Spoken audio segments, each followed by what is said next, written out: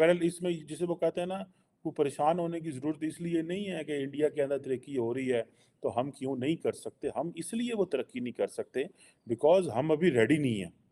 हम अभी रेडी नहीं हैं, हमें कभी आईएमएफ हमारे कान खींचता है, कभी दुनिया हमारे कान खींचती है, कभी कोई हमें कहता है, "भाई आप किधर जा रहे हो, क्या कर रहे हो?" इंडिया को तो कोई कुछ नहीं कहता भाई। वो तो कहते हैं, "भाई आएँ, कारोबार करें, बिज़नेस करें।" इंडिया इंडिया किसी को लेक्चर नहीं देने देता, सीधी-सी बात है।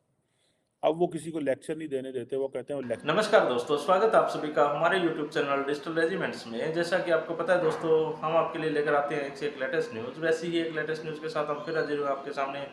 लेकिन उससे पहले अगर अभी तक आपने हमारे YouTube चैनल को सब्सक्राइब नहीं किया है, तो प्लीज़ हमारे चैनल को सब्सक्राइब कर लीजिए। और अगर ये न्यूज़ आप हमारे फेसबुक चैनल पर देख रहे हैं, तो प्लीज़ हमें फॉलो कर लीजिए। तो दोस्तों, बात चलिए डेवलपमेंट की, और डेवलपमेंट में आज के टाइम नंबर 1 जो देश है, वो आपको पता ही दोस्तों, हमारा भारत, हमारा प्यारा भारत, जो कि आज के टाइम सबसे ज़्यादा डेवलपमेंट शायद ही किसी देश में हो रही है जितनी इंडिया के अंदर चल रही है दोस्तों। लेकिन हमारा पड़ोसी देश है एक पाकिस्तान, वहाँ पर 0% डेवलपमेंट है। और बस ये आए दिन वो यही देखता रहता है कि इंडिया में क्या हो रहा है, और कुछ ना कुछ प्रोपेगेंडा करके इंडिया से कुछ पैसे हटने की कुछ ना कुछ स्कीम वो बनाता ही रहता है, या आतंकवाद की स्कीम बनाता रहता है। एक तरफ तो इंडिया डेवलपमेंट कर रहा है, वहाँ पर बड़ी से बड़ी कंपनियाँ अपना काम स्टार्ट करना चाहती है, इन्वेस्टमेंट करना चाहती है। एक तरफ पाकिस्तान है जिसका आईएमएफ हर दिन उनको उनसे आईएमएफ से जैसे उन्होंने कर्जा ले रखा है, तो आए दिन आईएमएफ अपना डंडा चलाता है। एक तरफ इंडिया तरक्की पर तरक्की कर रहा है, दूसरी तरफ पाकिस्तान की एयरलाइंस भी बिकने को तैयार है, लेकिन कोई खरीदने को नहीं है, राजी है अभी तक। तो दोस्तों, इसी से रिलेटेड ये न्यूज़ है, डेवलपमेंट से रिलेटेड न्यूज़ है, बहुत बढ़िया न्यूज़ है। सो आप अंत तक हमारे साथ जुड़े रहिए, और चलिए न्यूज़ को करते हैं और स्टार्ट। वो ये है कि एप्पल जो है, उन्होंने कहा है कि वो 5 लाख नौकरियाँ जो है वो भारत में क्रिएट करने जा रहे हैं कुछ अगले 3 साल के अंदर। और जो मैं कह रहा हूँ कि एक global manufacturing environment and business environment के ऊपर जो असर चीज़ डालने वाली है वो ये है कि आईफोन ने कहा है कि वो अपनी almost half of the supply chain जो है वो चीन से इंडिया की तरफ लेके जा रहे हैं। और ये इस वक्त आपको पता है 19 से इलेक्शन शुरू हैं भारत के अंदर। ये प्राइम मिनिस्टर मोदी के लिए बहुत बड़ी एक इम्पॉर्टेंट न्यूज़ है। जबकि वो इलेक्शंस के लिए जा रहे हैं, उनको माहौल चाहिए, उनकी ऑपोजिशन जो है उनको बड़ा टफ टाइम दे रही है, वो प्रेस कॉन्फ्रेंस नहीं करते, उन कर्जे बड़े ले लिए हैं, उन्होंने उनके पास आई थिंक वो 45,000 लाख कितने लाख करोड़ के कर्जे थे और अब वो 2 लाख जो है वो करोड़ के हो गए हैं। इस तरह किस्म के जो कर्ज़ों की बातें भी हो रही हैं। बहरहाल मैं अभी इंडियन पॉलिटिक्स के अंदर की बात तो नहीं कर रहा, लेकिन I am just talking about this कि how this is going to shift the entire discussion from one country to another. और आपको पता है हम बहुत तेज़ से एक बात कर रहे हैं जियो, हम बात कर रहे हैं कि जी अमेरिकन्स जो हैं उन्होंने फीलर्स छोड़े हुए हैं और वो कहते हैं वो ताइवान से भी बिजनेस निकल रहा है और चाइना से भी निकल रहा है। सो उन्होंने जिसको कहा है कि ये डी रिस्किंग है या डी कपलिंग है या इसको आप कह लेते हैं चाइना प्लस वन स्ट्रैटेजी। ठीक है, ये सारी एक ही चीज़ें हैं, लेकिन इसका मतलब ये है कि चाइना से कारोबार को निकालना है और कहीं और लेके जाना है। और ये चीज़ें अब आपको पता है एप्पल बहुत बड़ा टेक जायंट है जो कि वैल्यू एडिशन पे भी काम कर रहा है और जिसे वो कहते हैं ना कि अगर अपनी half of the supply chain वो इंडिया लेके आना चाह रहे हैं। ठीक है जी। अभी सुनने में ये आ रहा है कि जो इस वक़्त जो करंटली जो डोमेस्टिक वो जो इस वक़्त प्रोडक्शन चल रही है, वो तकरीबन 11 से 12% चल रही है, जो कि उसको 18% के करीब लेके जाना चाहते हैं, जबकि इंडिया चाइना के अंदर वो 28% के करीब है। ये एक बड़ी इम्पोर्टेंट डेवलपमेंट है for Indian youth, for Indian business, for Indian economy, Indian politics, for the favorable environment for which they are working, and एक ओवरऑल जो जिसे कहते हैं ना कि एक एनवायरनमेंट कंप्लीटली चेंज जो है वो हो जाएगा। और इस हवाले से आप देखें, जैसे कहा कि 13-14% जो है वो इंडिया मैन्युफैक्चर कर रहा है, सॉरी इंडिया के अंदर एप्पल 14% मैन्युफैक्चर कर रहा है जबकि चाइना के अंदर 41% कर रहा है। सो ये आप देखें कि ये कितनी बड़ी तादाद में ये 14 से वो 20% जाना चाहते हैं। With in the next 5 years की बात हो रही है। सो अगर ये 20% पे चले जाते हैं तो that's a big news in fact. और आपको पता है जितनी भी एप्पल्स की जॉब है, एप्पल की जॉब्स हैं, ये ब्लू कॉलर जॉब है। और अगर आप ये देखें कि इस तरह वो अगर कोई 1.5 लाख के करीब डायरेक्ट जॉब्स क्रिएट कर रहे हैं, 3 लाख के करीब इनडायरेक्ट जॉब्स क्रिएट कर रहे हैं। और सुनने में ये आ रहा है कि जो फॉक्सकॉन है, टाटा है, जो सेलकॉम है, ये रेजिडेंशियल फैसिलिटीज़ भी देंगे फैक्ट्री एम्प्लॉयज़ को। और तकरीबन तकरीबन 78,000 यूनिट्स प्लान्ड है तमिलनाडु के अंदर। सो इसको अगर आप सिर्फ देखते जाएं कि जिसे वो कहते हैं ना कि ये एक ब्लू कॉलर जॉब जो है उसके लिए एक बहुत बड़ा इकोसिस्टम तैयार हो रहा है। और ये सारी बात है वो जिसे कहते हैं ना it won't stop here. The Foxconn, Tata, Celcom, Apple, ये यहाँ पे नहीं खड़ा होगा। और बहुत सारी जो जिसे वो कहते हैं ना, क्योंकि टाटा इलेक्ट्रॉनिक भी सप्लायर है, सेलकॉम टेक्नोलॉजीज भी सप्लायर है, फॉक्सलिंक, सनवोडो, बहुत सारी ऐसी कंपनीज हैं जो कि सप्लायर हैं टू इसको क्या नाम है एप्पल को। और बड़ा इंपॉर्टेंट रोल प्ले कर रहे हैं। अब ये सुनने में आ रहा है कि 2030 तक एप्पल जो है वो को 50 मिलियन डिवाइसेस जो है, 1 मिलियन 10 लाख है, ठीक है जी, तो 10 मिलियन आपका 1 करोड़ है, तो 50 मिलियन 5 करोड़ डिवाइसेस इंडिया से तैयार करेंगे।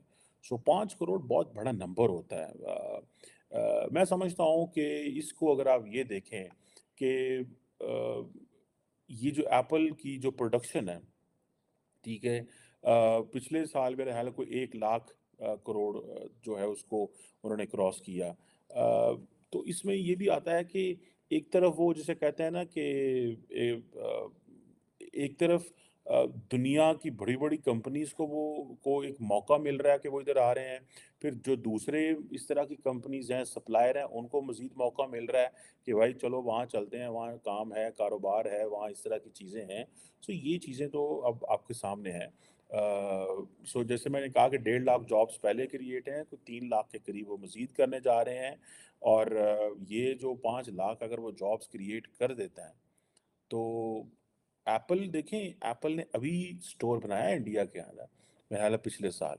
तो इसके इमेजिन करें, सिर्फ इमेजिन करें कि इंडिया इतना ज़्यादा रेवेन्यू दे रहा है उनको, लेकिन स्टोर अभी बनाया है उन्होंने। इंडिया इतना ज़्यादा उनको रेवेन्यू दे रहा है, लेकिन उन्होंने स्टोर इंडिया के अंदर अभी बनाया।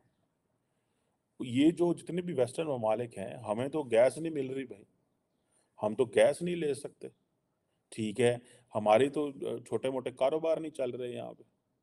चीनी आए थे, चीनियों को मार-मार के भगा दिया हमने। और कुछ हमने मारा, कुछ जो हमारा यहाँ पे जो मिलिटेंट्स का इकोसिस्टम है इस खित्ते के अंदर, उन्होंने भगाया। कुछ खित्ते के ममालिक ने गेम डाली। उन्होंने कहा भाई ये दिस इज़ द बेस्ट मौका कि पाकिस्तान को ज़रा नाको चने चबाएँ, इनको ज़रा इनको सेट करें। ये भी बड़े एडवेंचर्स करते रहे हैं दुनिया के दूसरे मुल्कों के अंदर। Now it's their time to pay back. So जब दुनिया को समझ लगी, so they we are getting what हमारे बारे में कहा था ना कि जो हमने बीज बोए थे वही काट रहे हैं। ये एक वो चलता है, जैसे हिलरी क्लिंटन को कहा था if you will grow vipers at your backyard they can bite you.